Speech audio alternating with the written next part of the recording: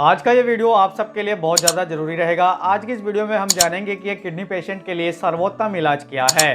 तो मैं अनिल कुमार आप लोगों का स्वागत करता हूं आपके अपने यूट्यूब चैनल का नाम है हेल्थिनिंग। और फ्रेंड हमारी वेबसाइट भी है healthining.com। आप वहां पर जाकर के विभिन्न प्रकार की बीमारियों के बारे में सही और प्रमाणिक जानकारी प्राप्त कर सकते हैं। जब एक किडनी रोगी का क्रेटिनाइन यूरिया बढ़ने लग जाता है तो ये संकेत होता है कि उसकी किडनी अभी बहुत ज़्यादा बीमार होने लगी है।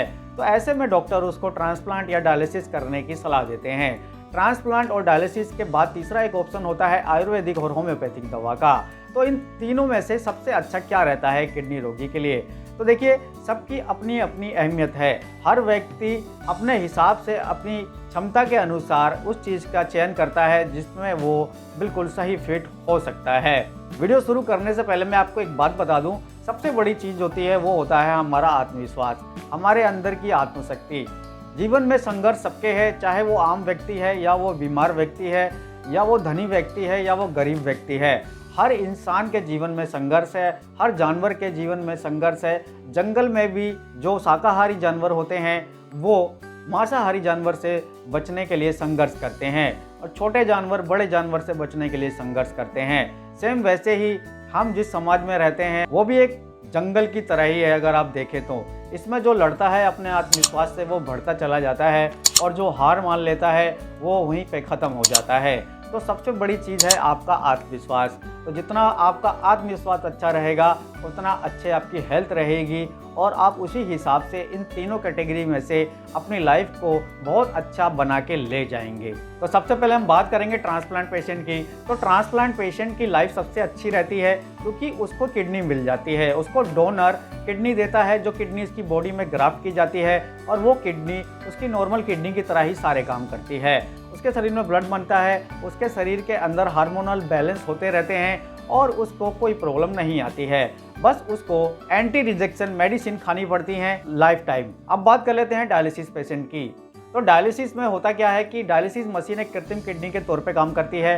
ये भी ब्लड के अंदर से क्रेटिनाइन यूरिया को बाहर निकाल के फेंक देती है और जो हमारे ब्लड के अंदर इलेक्ट्रोलाइट्स होते हैं उसका भी बैलेंस करती है। उसका बैलेंस करने के लिए डायलिसिस मशीन में ए पार्ट बी पार्ट का प्रयोग किया जाता है और जो ए पार्ट होता है उसके अंदर ही सारे इलेक्ट्रोलाइट्स होते हैं। तो ये सारे बैलेंस होते रहते हैं। लेकिन डायलिसिस की एक प्रॉब्लम क्या है कि डायलिसिस में सारा प्रोटीन बॉडी से निकल जाता है और अगर आप प्रोटीन वाली डाइट नहीं लेते हैं और आप फिर सही महसूस नहीं करेंगे, आपको कमजोरी रहेगी काफ़ी दिन तक। तो इसलिए डायलिसिस पे डाइट का बहुत ज़्यादा महत्व है। लेकिन डायलिसिस करा कर के भी आप बहुत कुछ कर सकते हैं क्योंकि 4 घंटे का डायलिसिस होता है।